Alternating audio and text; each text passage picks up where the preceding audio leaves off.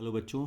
तो हम लोगों ने पॉपुलेशन चैप्टर जो स्टार्ट किया था, यानी कि ऑर्गेनिज्म एंड पॉपुलेशन, तो वहाँ पे जो बेसिक टर्मिनोलॉजीज थी उनको समझ लिया था। उसके बाद सिलेबस में सीधे पॉपुलेशन एट्रीब्यूट्स इस बार ऐड कर दिया गया है। ऐड क्या मतलब, अपडेट किया गया है। पहले पॉपुलेशन एट्रीब्यूट से पहले हम लोगों को कुछ और टॉपिक्स भी पढ़ने पड़ते थे, वो हटा दिया गया है। तो सीधे हम लोग स्टार्ट करते हैं पॉपुलेशन एट्रीब्यूट्स को।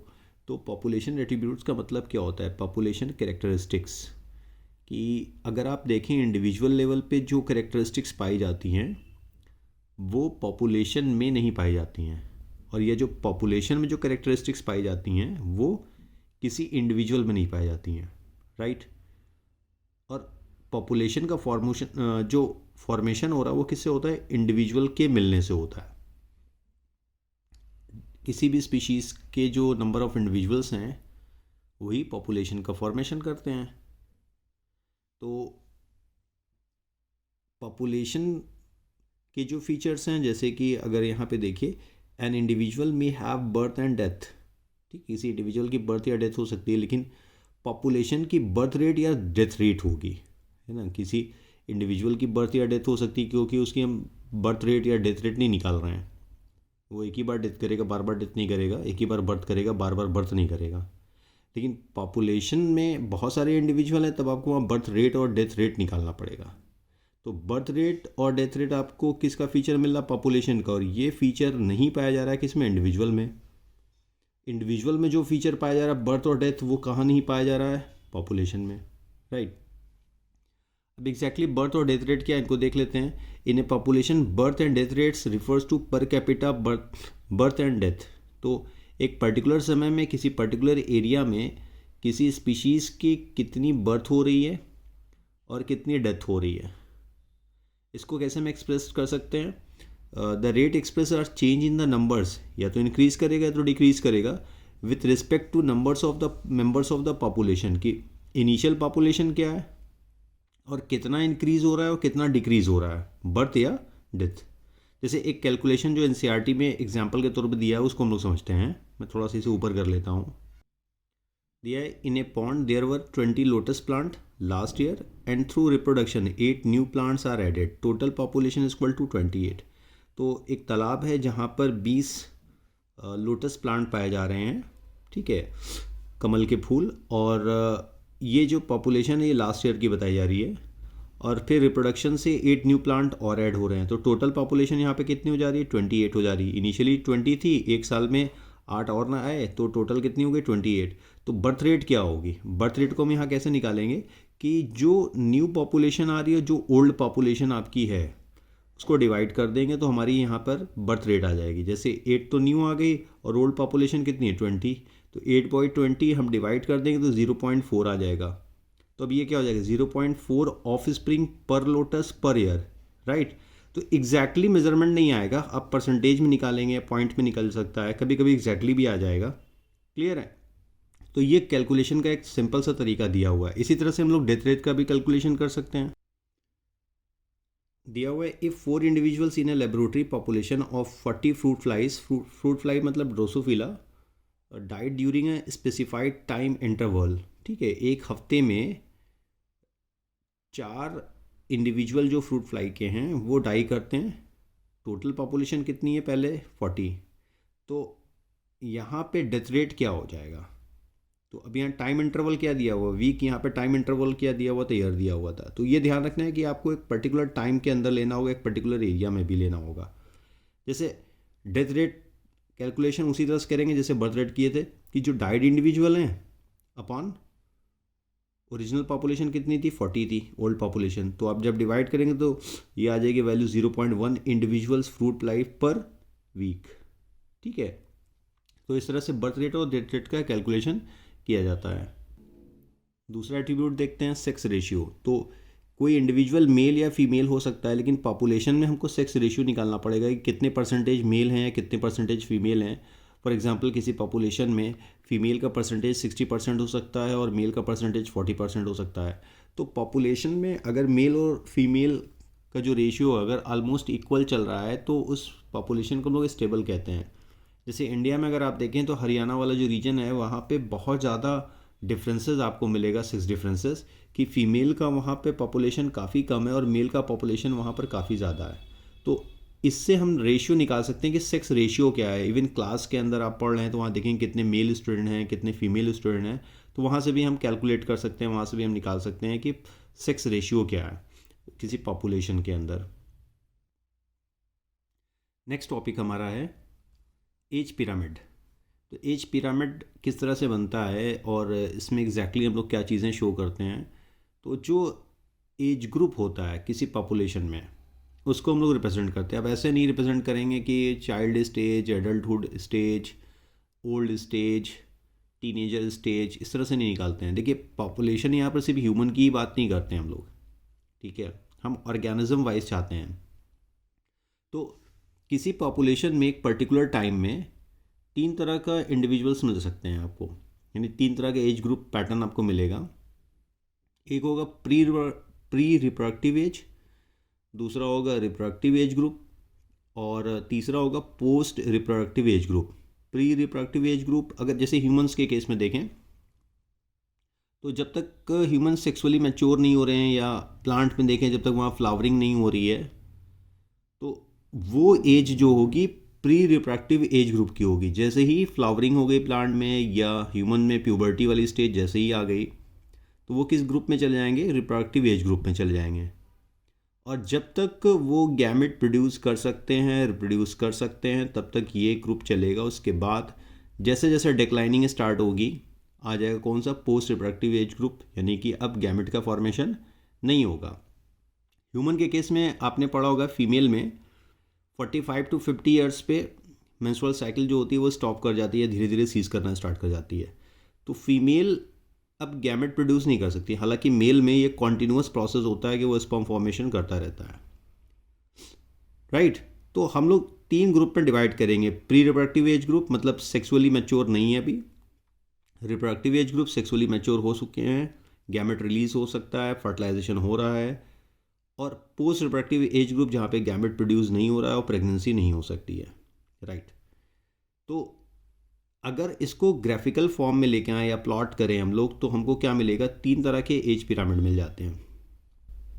लिखा है if the age distribution that is percentage of individuals of a given age और age groups is plotted for the population the resulting structure is called age pyramid. तो अगर हम यहाँ डिफरेंट एज ग्रुप को लेकर प्लॉट करें तो हमारे पास फॉर्मेशन किसका हो जाता है, एज पिरामिड का। अलग अलग तरह के एज पिरामिड मिलेंगे, एक तो होगा आपका ग्रोविंग या स्पेंडिंग टाइप, दूसरा होगा स्टेबल टाइप और तीसरा होगा डिक्लाइनिंग टाइप। तो ये डिपेंड करेगा कि जो रिप्रोडक्टिव एज ग्रुप है, प्री रिप्रोडक्टिव एज ग्रुप है और पोस्ट रिप्रोडक्टिव एज ग्रुप है, उनका पॉपुलेशन क्या, उनका नंबर क्या है। क्लियर है। जैसे देखिए 3 डायग्राम है, ये एक्सपेंडिंग एज पिरामिड है, स्टेबल एज पिरामिड है और डिक्लाइनिंग वाला है, ठीक है। तो पहले वाले केस में अगर आप देखिए एक्सपेंडिंग या ग्रोविंग वाले में, तो यहाँ पे प्री रिप्रोडक्टिव एज ग्रुप की पॉपुलेशन क्या है, ज़्यादा है, ठीक है, और देन रिप्रोडक्टिव एज ग्रुप है। एक बात याद रखिएगा, ज़रूरी नहीं कि जितने प्री रिप्रोडक्टिव एज ग्रुप के इंडिविजुअल्स यहाँ पाए जा रहे हैं वो रिप्रोडक्टिव एज ग्रुप तक पहुँचे। हो सकता है कि कुछ डाई भी कर जाए बीच में, और रिप्रोडक्टिव से पोस्ट रिप्रोडक्टिव एज ग्रुप तक पहुँचते पहुँचते भी कुछ डाई कर जाएँ। तो प्री रिप्रोडक्टिव एज ग्रुप जो है यही कन्वर्ट होगी किस में, रिप्रोडक्टिव एज ग्रुप में, और फिर ये रिप्रोडक्टिव एज ग्रुप आगे चलकर पोस्ट में। तो अगर ये सिचुएशन आपको मिल रही है जहाँ पे सबसे ज़्यादा वैल्यू इसकी है, फिर उससे कम इसकी है और सबसे कम किसकी है, ऊपर वाले की है, तो इसको बोलेंगे एक्सपेंडिंग और ग्रोइंग पॉपुलेशन, राइट। देन इसके बाद स्टेबल कंडीशन कहाँ है, जहाँ पर आपको प्री रिप्रोडक्टिव एज ग्रुप और रिप्रोडक्टिव लगभग इक्वल मिल जा रहा है, जबकि पोस्ट रिप्रोडक्टिव एज ग्रुप जो है वो डिक्लाइन कर रहा है, कम हो जा रहा है, तो ये स्टेबल है। डिक्लाइनिंग पॉपुलेशन में अब सीधी सी बात है कि यहाँ पे देखिए प्री रिप्रोडक्टिव एज ग्रुप कम हो गया तो आगे चलकर रिप्रोडक्टिव एज ग्रुप भी कम हो जाएगा, तो नंबर ऑफ इंडिविजुअल्स आएंगे नहीं, नंबर ऑफ इंडिविजुअल्स नहीं आएंगे तो वो पॉपुलेशन क्या करेगी, डिक्लाइन करना स्टार्ट कर जाएगी, राइट। तो ये 3 तरह के एज पिरामिड होते हैं। नेक्स्ट आते हैं इसके बाद पॉपुलेशन डेंसिटी पर, ठीक है। तो इसे हम लोग पॉपुलेशन साइज और रिप्रेजेंट करते हैं एक कैपिटल एन से। तो पॉपुलेशन डेंसिटी या पॉपुलेशन साइज क्या है, number of individual of a species in a per unit area और space at a given time. If number of individual more and area is less then the density is high and vice versa. Simple सी बात है कि किसी भी individual species की बात करें, अगर एक पर्टिकुलर एरिया में उसका नंबर बहुत ज़्यादा है तो जाहिर सी बात है वहाँ पॉपुलेशन डेंसिटी क्या होगी, ज़्यादा होगी। और अगर नंबर उनका कम है उस पर्टिकुलर एरिया में तो पॉपुलेशन डेंसिटी क्या होगी, कम होगी, राइट।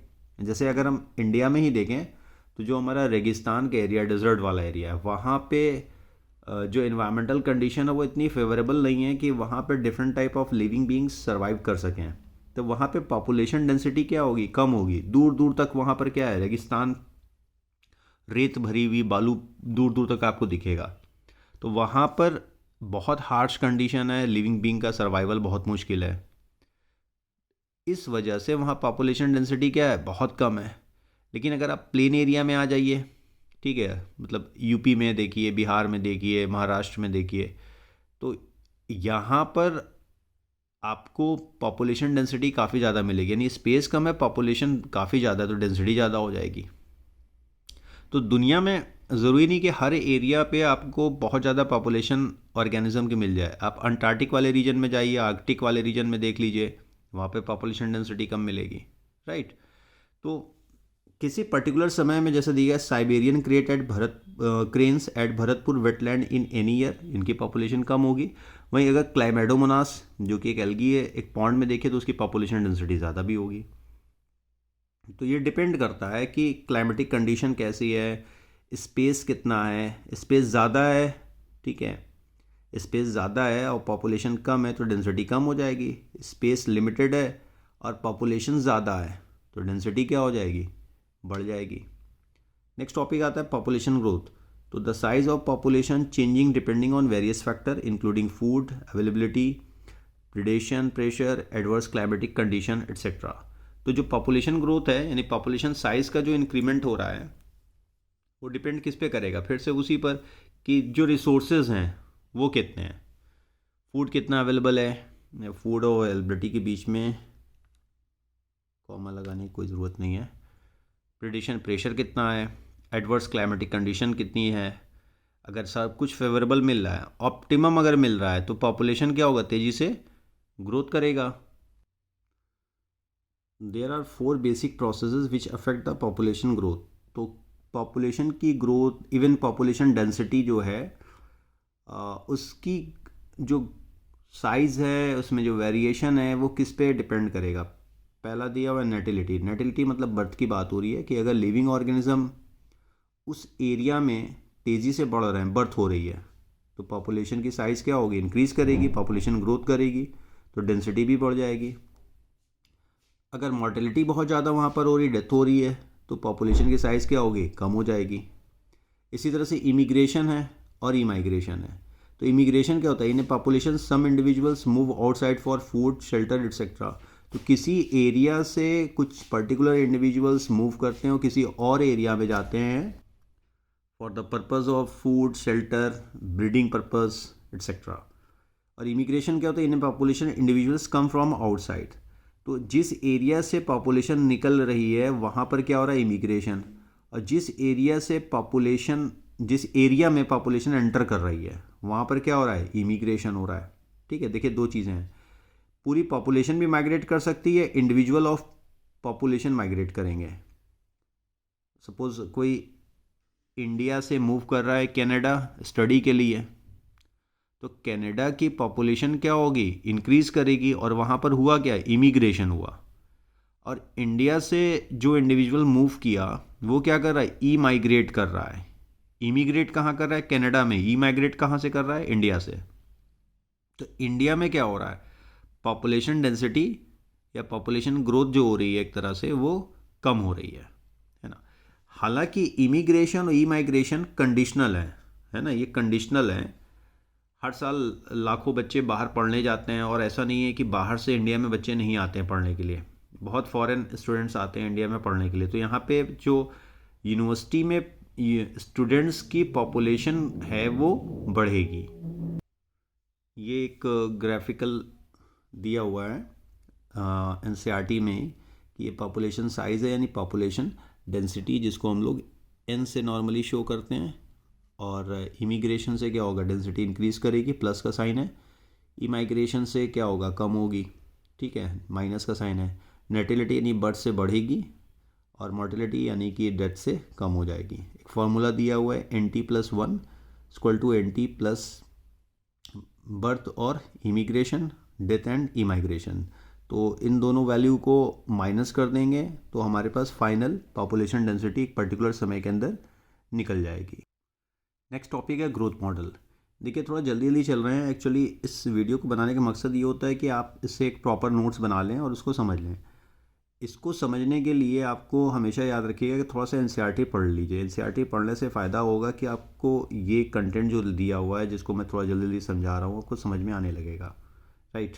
तो ग्रोथ मॉडल क्या है? Population of organism show different types of growth pattern when graph plotted, two types of growth curve obtained. तो अलग अलग पैटर्न हो सकता है अलग अलग ऑर्गेनिज्म का ग्रोथ का।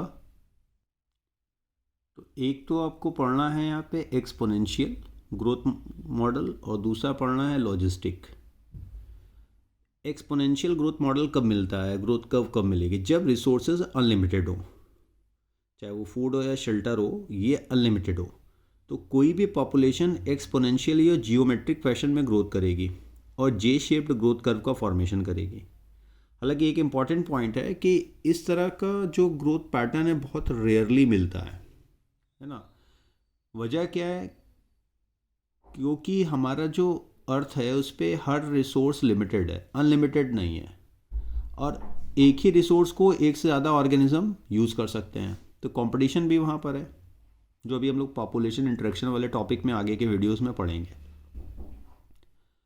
तो इस हिसाब से देखा जाए तो कोई भी पॉपुलेशन अनलिमिटेड ग्रोथ नहीं करेगी। अगर करती है तो जे शेप्ड ग्रोथ पैटर्न देगी। जैसे ह्यूमन की पॉपुलेशन आप देखिए तो लगभग जे शेप्ड पैटर्न में गई है, क्योंकि उसने रिसोर्सेज का बेहतर इस्तेमाल किया है। तो वो जो एनवायरनमेंट की कैरिंग कैपेसिटी है उससे ओवरशूट कर गई है। तो ओवरशूट करने का प्रॉब्लम भी आएगा भाई कि अब वैकेंसी एक है और एप्लीकेंट हज़ारों मिल जाएंगे आपको। आप नीट का एग्ज़ाम देख लीजिए कि जो नंबर ऑफ़ सीट्स हैं वो हो सकता है 1 लाख के आसपास हो, और जो एस्पिरेंट्स बैठते हैं कंपटीशन में वो 20 लाख हो जाते हैं। तो प्रॉब्लम हमारी ही क्रिएट की हुई है। अगर पॉपुलेशन ओवर ग्रोथ करेगी तो फिर रिसोर्सेज पे डिपेंडेंसी बढ़ जाएगी, कॉस्ट वैल्यू बढ़ जाएगी, राइट। इसका एक जनरलाइज फार्मूला है, ये याद रखना, dN/dt इक्वल टू RN, ठीक है। तो R यहाँ पर क्या है? Intrinsic rate of natural increase. क्या है? Intrinsic rate of natural increase. ये एक्चुअल में रेट ऑफ रिप्रोडक्शन की वैल्यू बताई जा रही है, जिसमें ऑर्गेनिज्म की कैपेबिलिटी की बात हो रही है कि वो कितने ऑफ स्प्रिंग प्रोड्यूस कर सकता है इन पर ब्रीडिंग सीजन, राइट। अब इसके आगे आते हैं। ये दोनों ग्रोथ कर्व दिए हुए हैं, एक तो जे शेप्ड के लिए यानी एक्सपोनेंशियल ग्रोथ कर्व के लिए, जहाँ पे देखिए ये K equal to carrying capacity of nature, उससे ओवरशूट कर जा रहा है। और दूसरा लॉजिस्टिक है, या जिसको हम लोग सिग्मॉइड ग्रोथ कर्व कहते हैं। ये स्टार्टिंग में पहले धीरे धीरे चलता है और फिर ऊपर जाता है और फिर रुक जाता है। कैरिंग कैपेसिटी से ऊपर नहीं जाएगा, नेचर की कैरिंग कैपेसिटी से। इस फेज़ को हम लोग लैट फेज़ कहते हैं, इसे लॉक फेज़ कहते हैं, और फिर कौन सा फेज़ आ जाता है? स्टीडी फेज़, ठीक है। तो ये ज़्यादा आपको दिखाई देगा नेचर में, ये वाला बहुत रेयर केस में मिलेगा। तो पॉपुलेशन डेंसिटी अगर के की वैल्यू से ऊपर जा रही है तब दिक्कत होना शुरू हो जाएगी, तब रिसोर्स पे कंपटीशन बहुत बढ़ जाएगा।